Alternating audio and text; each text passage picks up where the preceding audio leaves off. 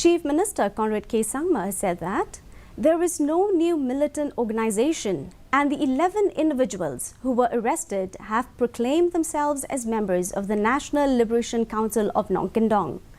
Informing that government has gathered all intelligence, he added, appropriate action has already been taken as they are apprehended.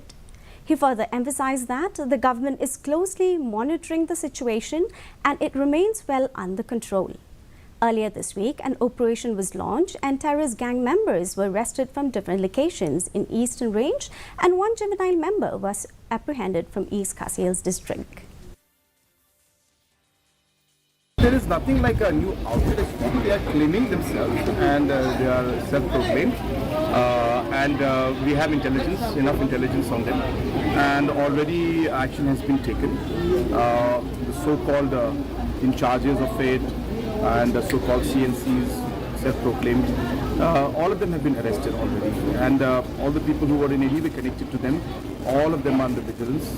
We are very close monitoring on the situation.